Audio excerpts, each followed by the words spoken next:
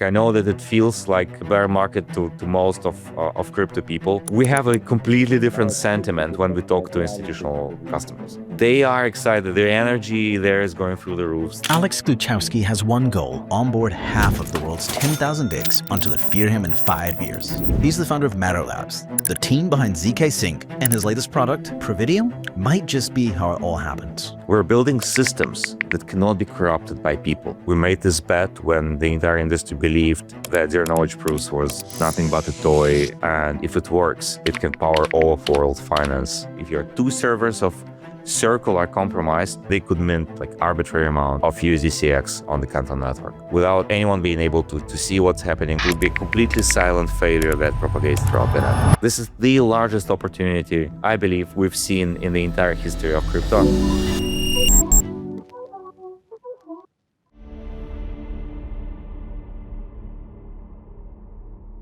Welcome to the new episode. Today, I'm sitting down with Alex Gluchowski. He is the CEO and founder at Matter Labs. You may know it as zkSync. Welcome to the show, Alex. Thank you for having me, sir. Thanks a lot for joining. And, I wanted to pick up a couple of days ago, I saw your podcast with Laura Shin, where Yuval Bruce from Canton was also there. Hasib was mediating. I wanted to pick up some threads that I felt, maybe because of the lack of time, you guys couldn't get into the depth of those things. And I was really curious as to what your views are on those topics, right? Let's just clarify the air around what a blockchain actually is. Does having public verifiability, one of the very important characteristics of a blockchain? That's a really good question. There is a misconception about the value of blockchain, and we use a lot of terms like verifiability and decentralization and permissionless in various contexts. And maybe it's worth zooming out and really looking at this technology, the invention of Satoshi and then Vitalik and others, what it brought us. I think what blockchains really give us is the enforceability of rules independent of trusted third parties. This is the crux of the value proposition. Everything else serves as means to this end. So you have, maybe the best term we could use would be incorruptibility. We're building systems that cannot be corrupted by people. They can be changed. It does not mean that code is absolute law and if a machine makes a mistake, then we're all should be screwed and we cannot correct the mistake. But it really means that we're building this new kind of system that was not possible before. The history of the financial world is the history of trust. If you look back centuries of evolution of money and finance, it's the centuries of evolution of organizations, authorities, institutions, and relations between humans. How do we organize society in a way that we can trust each other, even if we're strangers, even if we're transacting with people overseas who we've never met before? We have no way to trust them. And we created all of the structures, and they largely resided on this idea of trusted third parties, and they will still play a role in today's world. Blockchain is this new technology that offers a path where technology replaces humans completely for certain aspects of these interactions. And so the invention of Bitcoin really was the answer to the question of how do we avoid third parties to prevent double spends on transactions, because blockchain or digital asset transactions were not new at the time of Bitcoin. Could also do them back then with digital signatures. There were various systems that were kind of prototyping what we now call cryptocurrencies. But Bitcoin went all the way down and created a system that no one had to rely on. This is the essence. So if you cannot enforce rules without having to rely on some trusted intermediary, you're not really a blockchain. If we assume that issuer itself has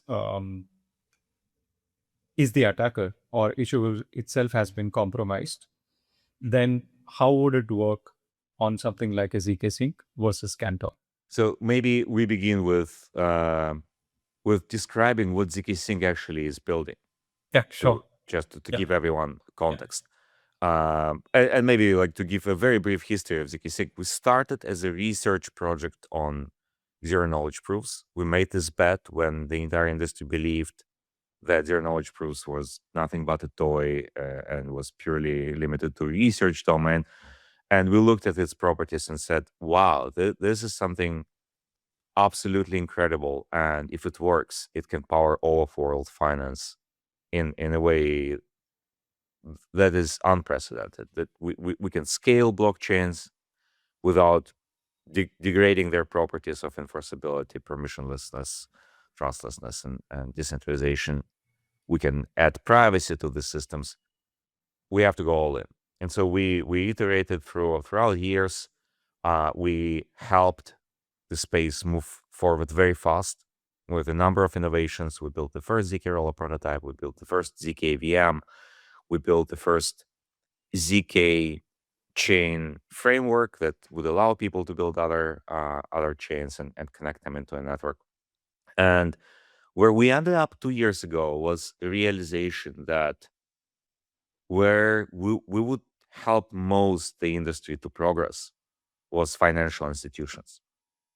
That the demand for true blockchains will come from this maybe a bit counterintuitive group from the point of view of blockchain maxis, because institutions will really deeply care about the sovereign properties of blockchains, that you can really rely on this technology for preserving rules, and you can avoid having trust in your counterparties, in your intermediaries to a large degree, because they don't trust each other. Banks don't trust each other. They have different legal playbooks. They are in different jurisdictions. Sometimes they have all sorts of friction where they have to enter relations with other banks, and for them it's just a cost.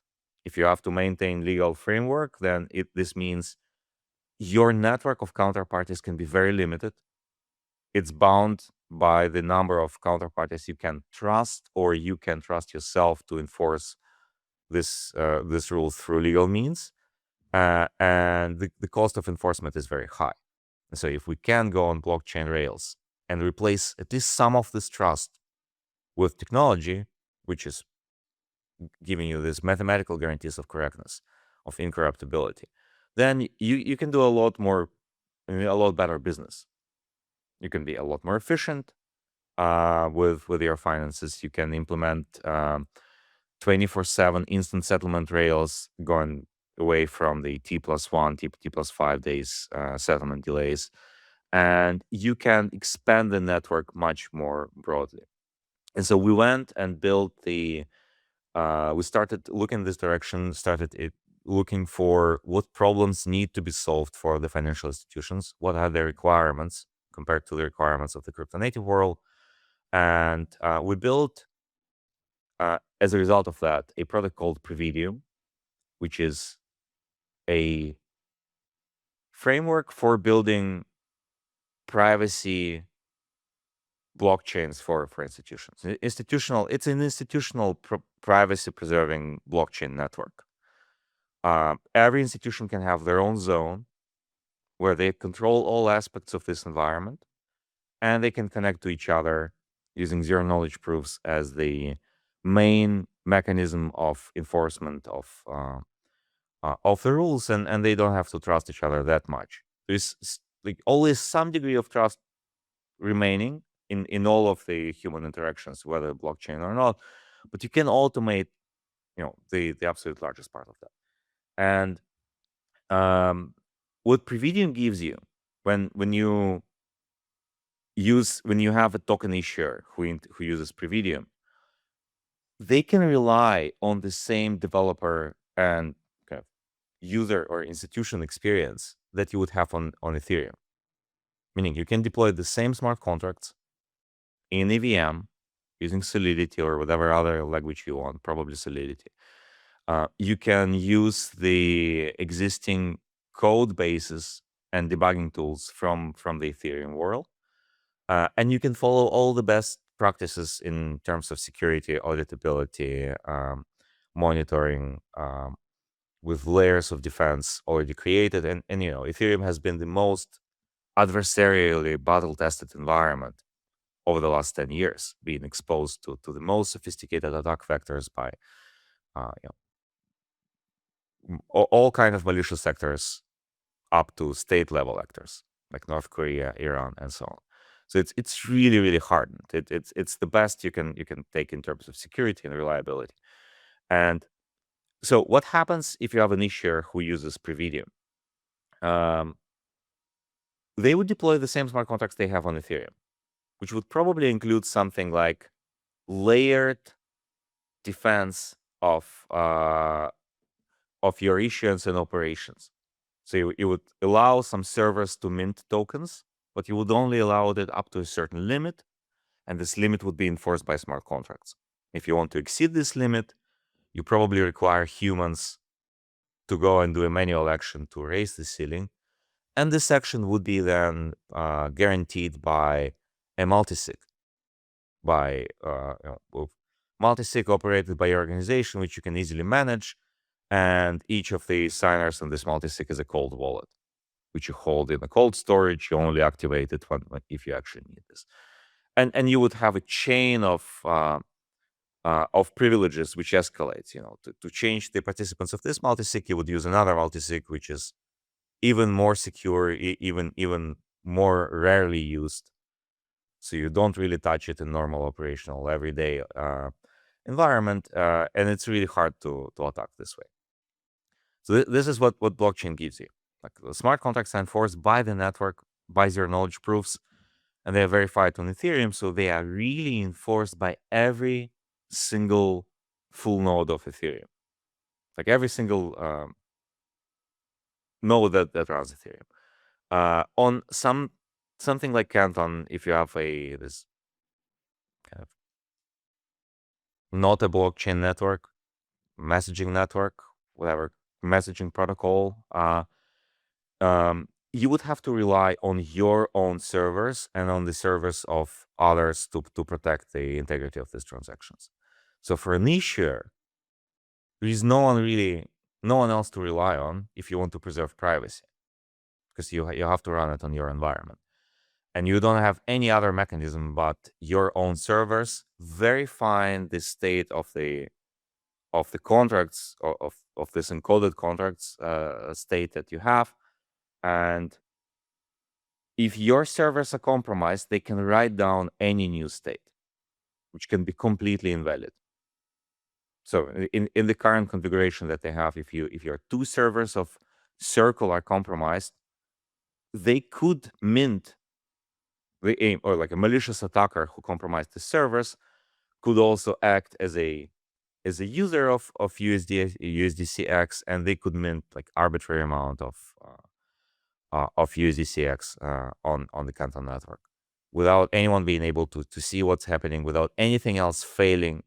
It would be completely silent failure that propagates throughout the network. How does the rest of the network understand without the issuer itself saying that they have been compromised? So there are two levels of answer to this. One, how does the issuer themselves learn that they are compromised? Can they learn about this at all? Like if everything continues operating normally, maybe they don't even notice. On Ethereum, this is not the case. Like we checked how the issuer contracts are implemented. They usually have, like someone like Circle definitely has it, and some more sophisticated issuers, they have limits. And the limits are enforced by smart contracts. The smart contract says this issuer can only mint, let's say, $1 million per day, 1 million USDC per day, Right. or like 100,000 or whatever. Right. This particular server. Now, if this server mints this amount and someone else requests more USDC to be minted on this chain, because it's being bridged from other chains or something, this operation will fail because the malicious attacker already minted up to the full amount. So all of the normal operations will immediately fail, and people will start complaining. If the monitoring service, like normally the monitoring service will probably catch it because you have many systems watching, right? But even if the servers don't catch it, even if the data compromised all servers, people would notice because things are breaking. They stop working. The transaction itself won't go through, right? You will not Exactly. be allowed to mint more than a million. So that's the first line of defense. And the second line of defense, even if the issuer did not notice, there are a lot of people watching public blockchains from the analytics perspective. Correct. So what many traders, DeFi analysts, security companies, they're watching the supply demand. They're watching patterns, and if a pattern breaks out of the usual, let's say, for example, like usually Circle mints, I don't know, like 1% of the tokens per chain of the total supply that is on that chain, and all of a sudden on one day it goes like 10%. This will trigger alarms. This will just like automatically trigger alarms of people watching, like, what interesting, why is this happening? Because there is a lot of incentives to watch the chain and try to understand unusual patterns, because it gives you, as a trader, it gives you an advantage. You can exploit the situation, like maybe, what is going on? Like maybe there is some arbitrage opportunity or something else, right? So it will raise it, and if it goes up higher, like 10%, 15, 20%, this will immediately trigger alert. This is not the case for private networks, because the propagation will happen completely silently. Only the attacker will know that they have minted a lot more supply, and it propagates to the network. So for private networks, it's really, really, it's more than critical. It's absolutely essential that you have guarantees of enforcement of whatever rules you put there, and these guarantees have layered, multi-level defense in depth using multiple different mechanisms. And this is what Privium is designed to do. We use zero-knowledge proofs as a primary mechanism, but we also have each issuer, each operator still runs it in their own environment, where they still control it. They run analytics. They have different watchers seeing what's going on there. We have the isolation of environments. Like every zone is as isolated from the other one. If you move assets between the zones, it will be counted by yet independent mechanism. How many assets does this zone have versus the other zone? So if one zone fails for whatever reason, if like all lines of defense would fail, it will only affect this one zone, but not the other parts of the network. Right. So I completely agree with the second part of the answer, where you are saying that because the chain is public, naturally there are, and public and important because there is a lot of value in the chain, it is in the benefit of a lot other people to keep monitoring what is happening on the chain, right? That is absolutely not possible in a private environment. But the first part where you said that every smart contract may have different limits, that is probably applicable even to chains that are not necessarily public, right? I mean, it's a property of the smart contract itself, not the nature of the public chain that is helping you be more secure. Is that fair? This is fair. So what I was saying is on a messaging network like Canton, you cannot enforce these properties. You cannot have something like Solidity smart contracts. Okay. All you can have is a rule book for your own servers. Basically, there you are saying that there can't be a common rule book that you know that everyone else is also following. There cannot be a rule book like on Ethereum, which is enforced by the network itself. And when I say enforced by the network, there is a huge misconception that blockchains are being enforced by validators. Right. This is false. The people say like, oh, we are safe. We are as secure as other blockchains. We run the BFT nodes, consensus, whatever. This is false. The consensus is not what is making blockchains secure. The consensus can be compromised. This happened in the past. This happens all the time. This happens to be proof of stake networks, proof of authority networks, and proof of work networks even. Like I believe a couple of days ago we had something wrong with the Litecoin. So like in all of those cases, consensus can be compromised. What really secures blockchains are the fact that every participant runs their own node and they would reject all invalid blocks. And this is enforced at the network level. It's not, like if your node is compromised, your Ethereum node is compromised, you might see the wrong state, but you cannot change what's happening on Ethereum. Yeah. You need to compromise every single node out there, or millions of nodes that or hundreds of thousands of nodes that people run, not just the validator nodes, the client nodes, every single verifier. This is infeasible. This is like completely infeasible, and especially on networks like Ethereum that have this very deeply adversarial, paranoid approach to security. So you don't have a single implementation of a client; you have multiple independent clients that follow the same specification. So that it's really like, even if you have a bug in a client, no one can exploit it, because then you would have different clients catching it, and Ethereum is paying a lot of attention to make sure that the client diversity is there and no client controls the absolute majority of the validator nodes, or like verifier nodes, whatever. So without that, you fall back to security of your own devices. If your devices are compromised, or your validator nodes are compromised, then they could create a damage in the network, which is not possible on Ethereum, not possible on Bitcoin, and pretty much possible on everything else. Like this is, in my mind, this is really the line that separates truly decentralized blockchains from pseudo decentralized blockchains. That really just rely, they are really cryptographic systems that rely on a few trusted parties, or maybe many trusted parties, like larger set, but still, like they rely on this set of participants to provide security, and not on the network itself. And this is, of course, worse. And so as an institution, why would you go for number two? If you're like deciding where to go, where to put your trust, and you have multiple competing networks offering you this, and you have Ethereum, and you have some like less decentralized blockchains, and then you have the private networks that connect you to maybe a few banks initially, and they're trying to expand more. And some of these private networks are potentially controlled by your competitors because they were there earlier, and they are part of the initial consortium.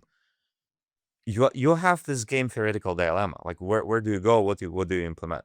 And you're probably thinking to yourself, well, maybe I should go multi-chain, because I don't know where, different people are embracing different technologies, so I probably have to support not one but several ones, and that's fine. But where do you would want to begin? Like, that Ethereum has the largest capital liquidity today from on the institutional side, on decentralized side, by far, by huge margin compared to other chains. That this is a network that had zero downtime over the last 10 years. It's the most decentralized network in the sense which I explained before. Really, like, you don't rely on this billions of dollars of stake of validators. Your protection is much greater than even that. And it's a network that cannot be captured by any of your competitors. We're past this point long time ago.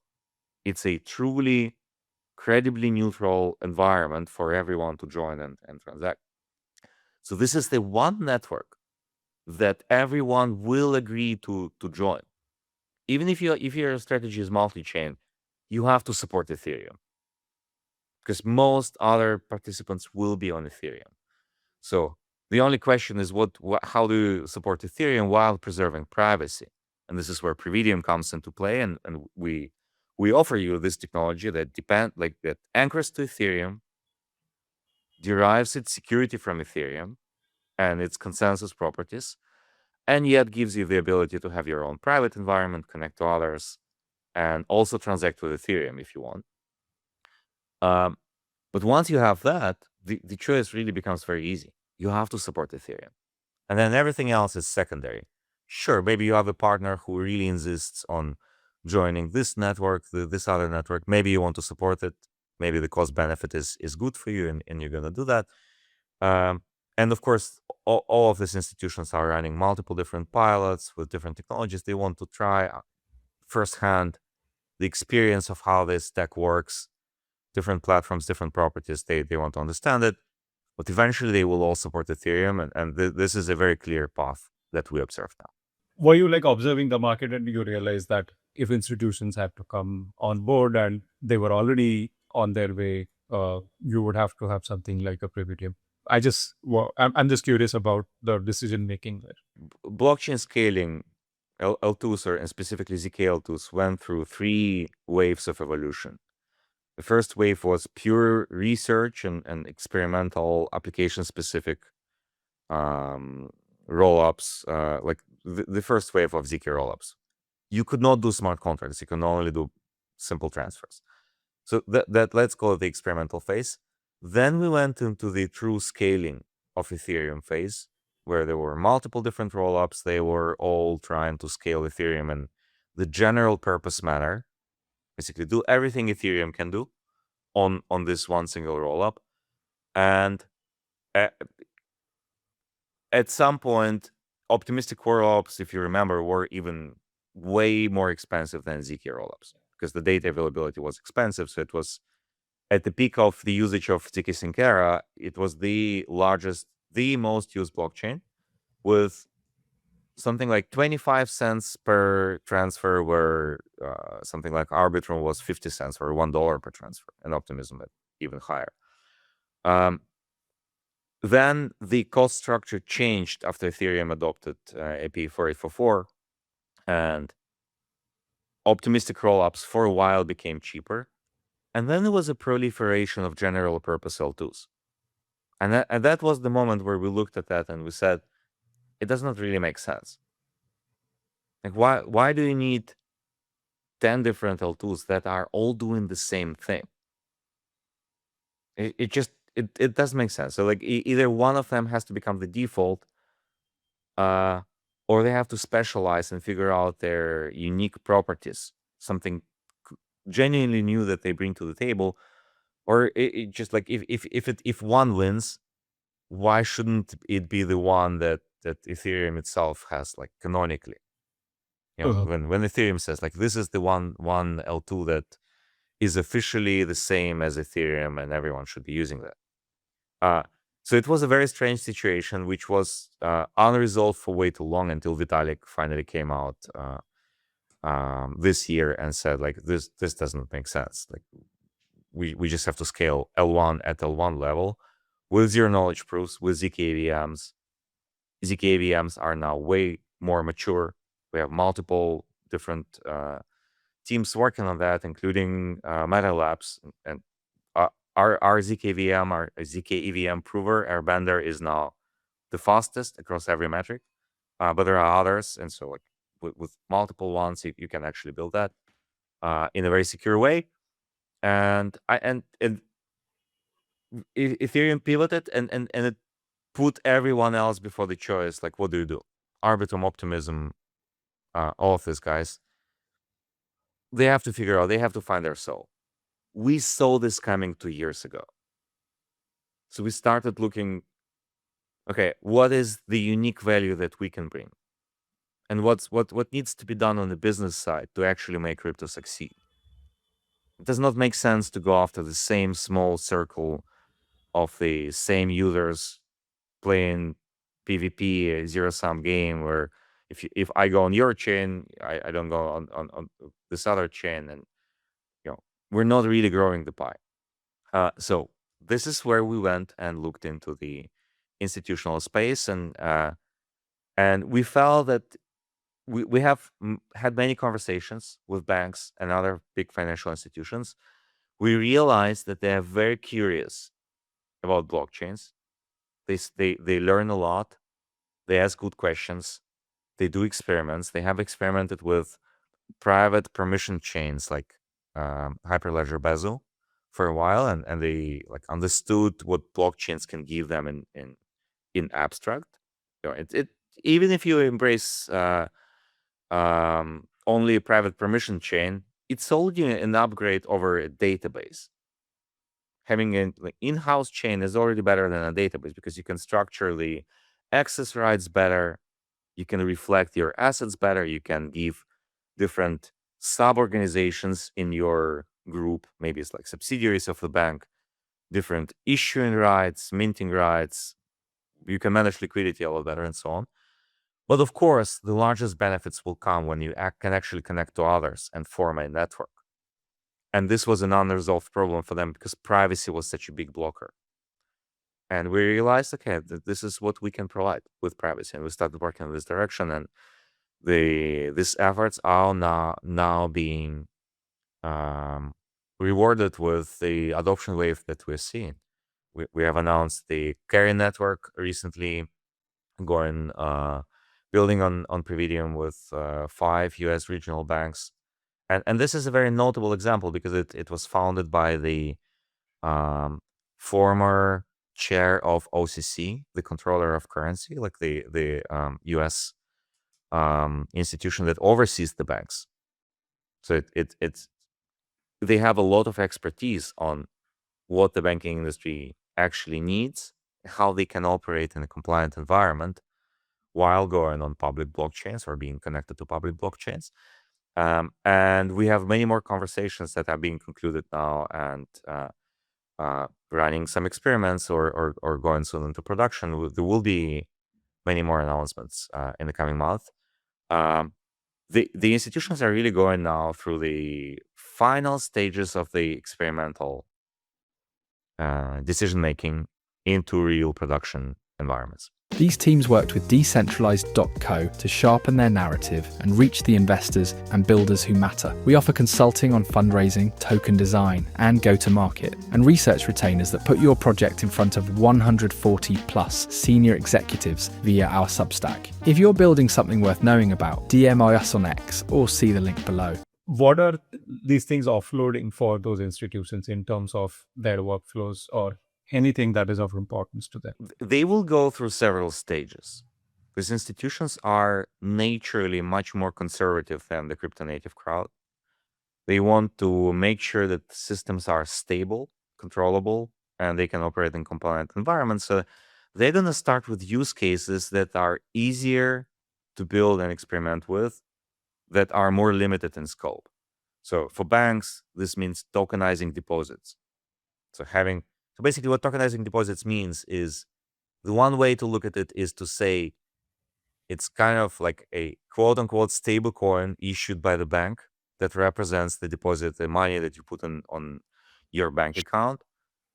A different way to look at it would be to say it's like a blockchain-like interface to manage the money on your account. So you have your account, but now you have an RPC endpoint and a wallet key or a wallet smart contract, whatever wallet account that you control your bank account the same way you would control your Ethereum wallet, with the deposit being represented as ERC20. So this does not yet change much in the way you approach your operations. You still can only transfer money between the accounts in the same bank, and you cannot do much more yet. But it already gives you a few critical properties. It gives the standardization of the interface.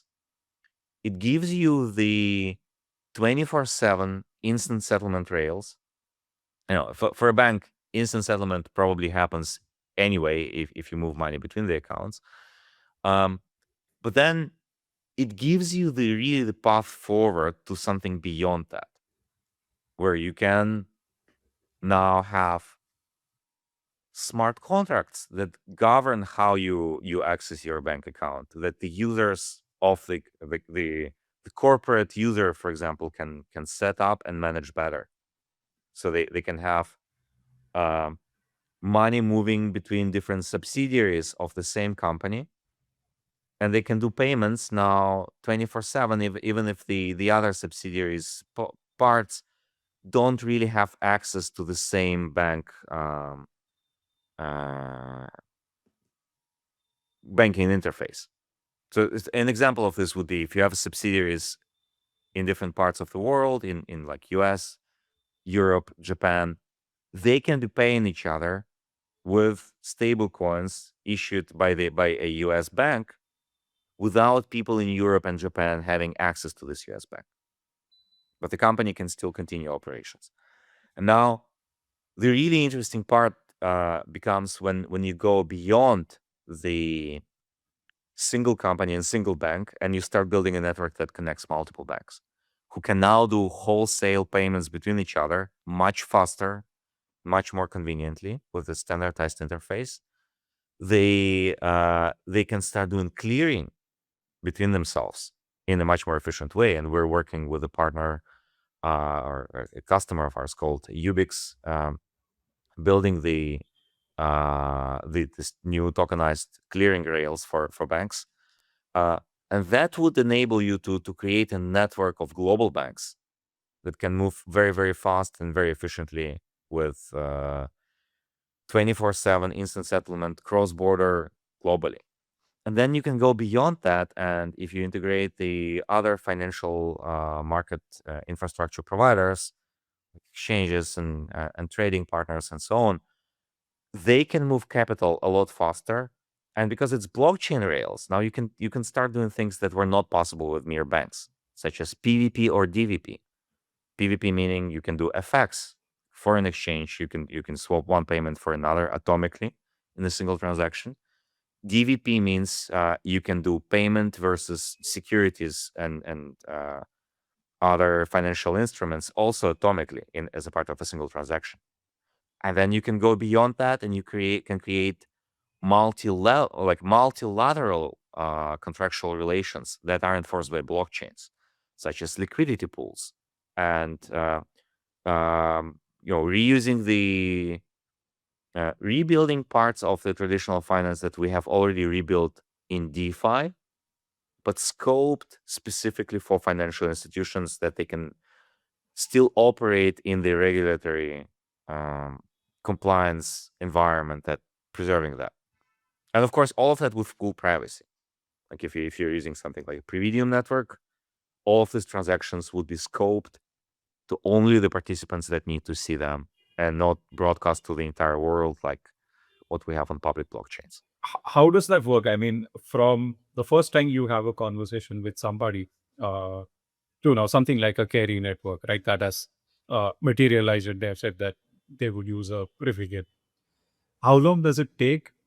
What all are the stages in between where you are either iterating on product or mapping out the specifications, stuff like that? How does it all work? It depends on the partner. Some partners are in the need of a standard solution that they can take a standard Privium and just start deploying it. Some partners need custom work, and then the scope can be different. We're supporting both. Some partners want to deploy the solutions in their own environment. We call it the self-hosted Privium zones. So then we have to educate them and help them come up to speed with operating them on their premises. Some prefer managed services where Matter Labs or some other provider operates it on their behalf. We offering that as well. So it's very different from customer to customer. You had partnered with Deutsche Bank, and there was a huge report with, I think, more than 30 institutions. How is that going? Like, are you seeing any conversions from there, or was that just a pilot? No, it's the conversion pipeline is accelerating. All of them have longer sales cycles or adoption cycles compared to crypto native companies or even enterprise, just normal enterprise clients, because those are banks and they need to go through procurement and you need to build a relationship with them, and it takes time. But we have been building those relationships now for 2 years. And so now a lot of things are converging and accelerating. And they will be becoming the parts of the network. So the network will be growing. Right. And I think this is a good point to talk about different products and services that zkSync or Vital Labs have, and if you can tell the viewer as to how is it that you guys are making revenue really? Okay. All of these partners will be joining a network. Right. There's a huge value in having a network over just having a blockchain solution. If you just run and operate a single chain, they can already do this today as with the solutions I mentioned, like Hyperledger, Bezel, or something. That is not very valuable. That is a very limited scope of utility that they get. The largest utility is coming from the network. Now, the network on like the Privium network or zkSync network in more general has a mechanism of economic incentive alignment and economic self-sustainability, if you want. It's called the zk token. And the participants that will be joining will be utilizing the token, and there are the number of proposals that are happening on the network that expand the utility of zk. Right at the moment, zk is a pure governance token, but this is also the most powerful form of a token, because it means that the token holders, through the decentralized zk governance mechanisms, can decide what happens to the network, how it expands, and what happens to the token itself, and they can add more value, more utility to the token, introducing various fee mechanisms and other economic mechanisms of sustainability. And so right now, everyone is waiting for the Clarity Act to pass and really create a clarity on the market structure of the proper way to structure tokens that reflect their different nature. Most tokens in blockchains are very different from the traditional forms of assets in the real world that are controlled by some entities. Most tokens are decentralized to a large degree, and the economic reality of these tokens are kind of new and uncharted, and this is what we're writing together now as an industry. So once we have this clarity, once the governance decides on the exact token mechanisms, we will likely see a different way how the network processes economics, and this will also affect Matter Labs. I think we'll go from a pure infrastructure provider that we are today to change the role that is much more aligned with the economics of the network. But so this depends on how these conversations will proceed with the governance and with legislators right now. How do you think the token design itself will evolve, given that whatever has happened in DeFi for the last 2-3 years? And back in the day, 2017, 18, you would just announce a token. Nobody cared about things like value accrual and stuff like that. All you had to do was have a token that didn't have to be any linkage between the performance of the company to its token, right? But now the market is clearly telling us that that is no longer the case. And you can't have these two things as separate and don't have any interlinkages between the token and what the company is doing. And that's how it works in traditional finance as well. I mean, CEOs and like the executives of the company are really operating on two products broadly. One is the stock itself, and the second is whatever the offerings or operations of the company are. So yeah, like with all of this background, how do you see the token design and zk token itself when you launched versus how you are navigating the design now? And what would be your advice to all the founders going forward? The token cannot really be tied to the performance of a company. If a token was tied to the performance of a company, it would clearly be a security why do you need a token then? You can just issue tokenized stock of your company. Right. And this is a legitimate use case. Like in some cases, you don't really need a token. You don't have a decentralized network that must be governed and must be operated in a decentralized way.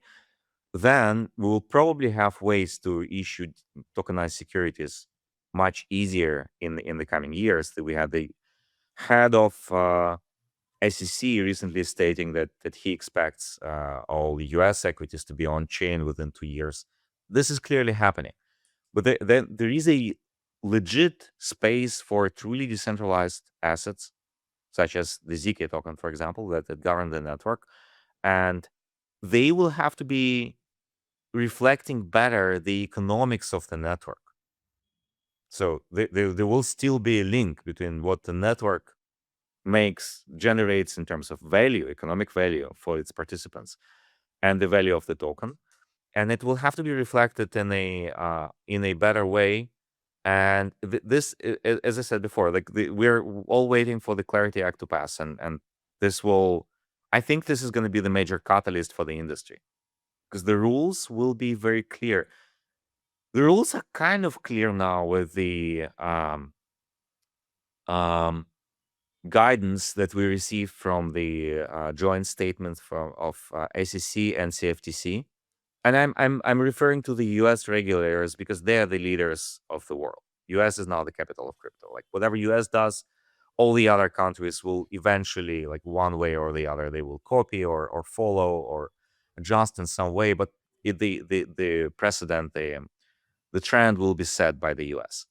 And so everyone is looking at what what US is doing. And once we have this clarity at the legislation level, not just something that this administration can say and the next administration can override, but a firm law that is clear and unambiguous and cannot be taken back anymore.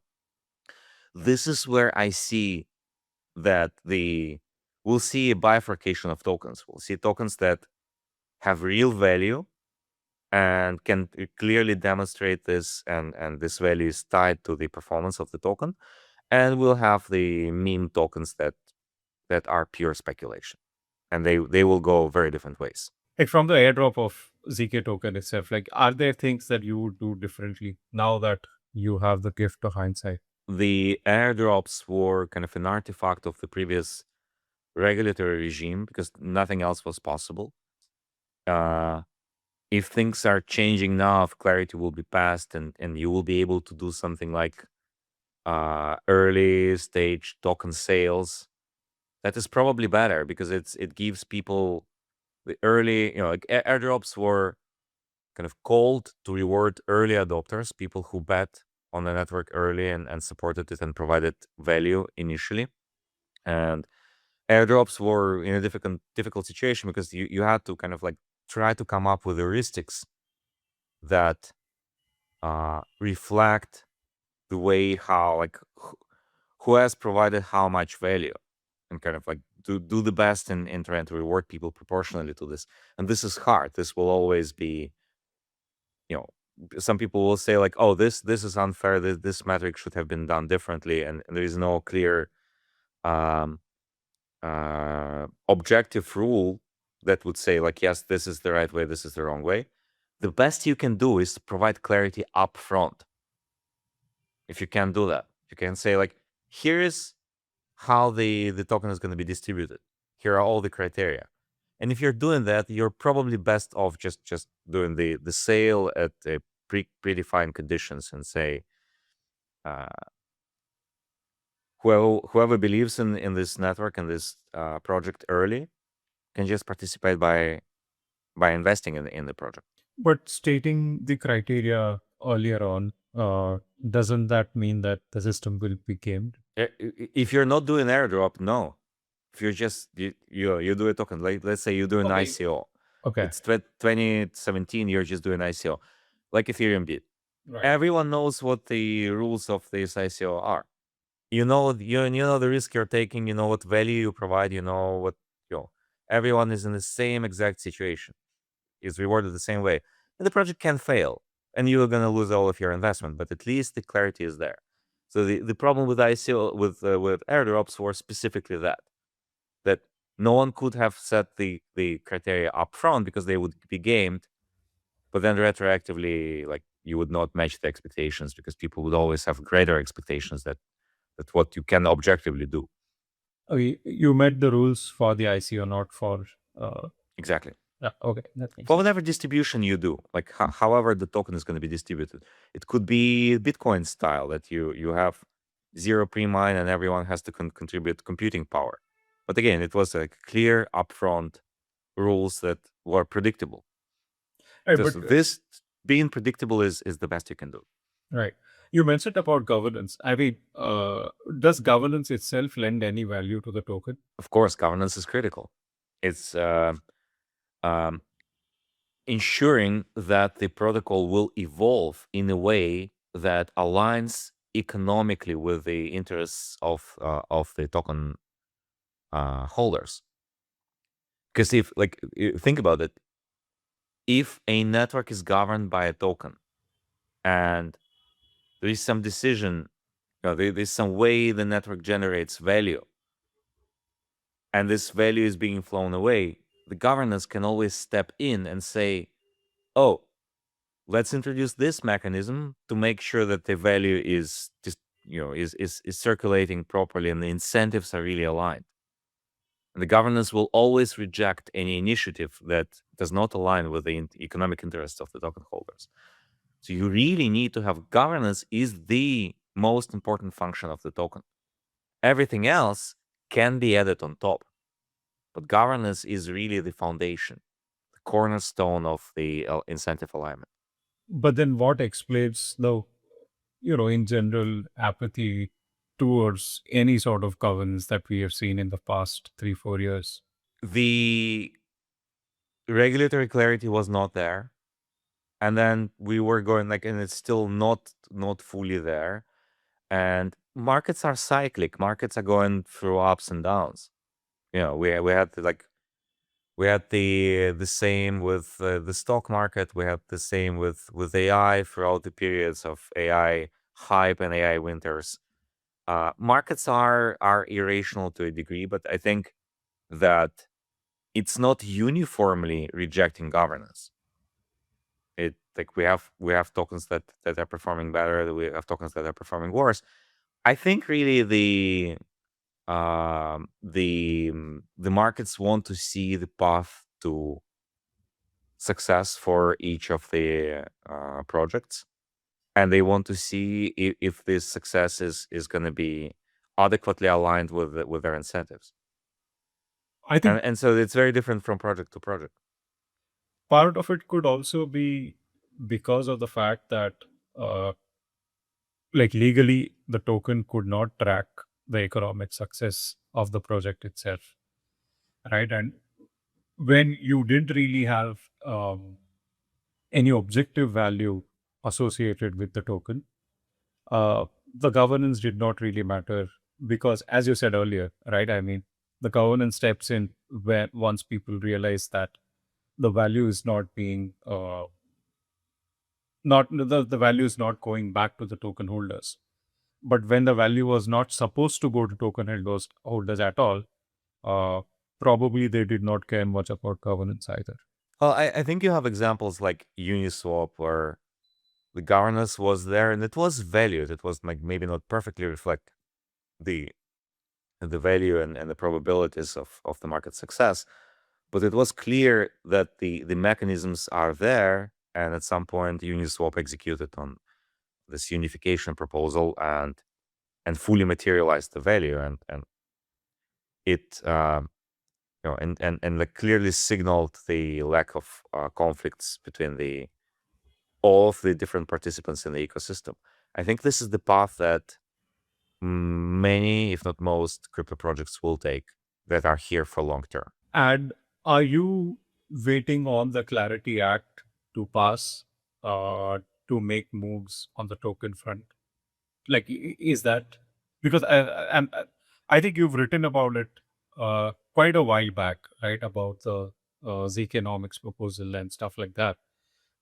So is that the wait about the Clarity Act and realizing, okay, this is what we can do and this is clearly we can't? Look, we're thinking about this, and the governance is thinking about this. Like, there are different participants in the ecosystem. We're coordinating. There is a process ongoing. At this point, it's less important than actually growing the network. For us as Meta Labs, meaning building the technology, helping partners on board and join, build on Prividiums and join the zkSync network. Way more important, like for me personally, with my time. But definitely, Clarity Act will bring more clarity, Okay. and will make things a lot easier. Okay. This is just If they don't pass it, then it will just mean, like, if at some point it will be clear that the Clarity Act is not passing, which I doubt that this will be the case. But if whatever, like a black swan, it does not happen, and we're coming into midterms, and there is a chance that things will not play out that well, and there will be a change of control in the U.S. politics, there are always backup mechanisms. You can still do things, but it's a lot better to do them with full clarity that this piece of legislation will provide. what would be a realistic number that would make you happy, let's say at the end of 26 or 27? Let me give you a bigger zoom out picture. There are something like 10,000 banks in the world. What would really make me happy is to onboard like half of them in the next 5 years, because every single one of these banks is thinking about their tokenization strategy. It's decided. They know that this is happening. This is the next wave of the evolution of the internet. Everything is going to be digitized. All the assets will be digitized and tokenized, with all the efficiencies that come with this move. And they will be building on Ethereum, and we will be helping them on board on Ethereum with privacy. And so the targets are very ambitious for us. Is there anything you want to wrap this up with? What should people be looking forward to? Do you have any suggestions for the founder? Anything works? I would just say that I am very excited for this phase of crypto evolution right now. Like, I know that it feels like a bear market to most of crypto people. We have a completely different sentiment when we talk to institutional customers. They are excited. Their energy there is going through the roofs. There's a very, very tangible feeling of FOMO and movement and a race, and everyone is moving very fast. And I know that this is going to bring a much larger growth to our market than everything that we had previously. This is the largest opportunity I believe we've seen in the entire history of crypto. I'm really excited for that, and I know that this will have larger impact on the overall crypto market. So I just want to encourage everyone to stay optimistic. Is there anything that you're reading outside of crypto that you would like to cover? I spend a lot of my time now on, like, I'm really laser focused on work, but I'm interested in understanding better politics and the power structures. Like, I got into this rabbit hole a few years ago. Coming from the libertarian,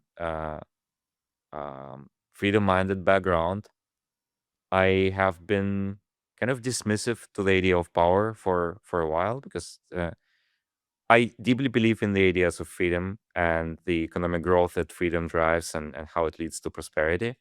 But I grew to appreciate more the complexities of society, and how you have to structure it and govern things in this complex interactions that we have as humans. So this is one interest of mine, but Any much books more focused on work. you would recommend? There's a really interesting book called Machiavellians.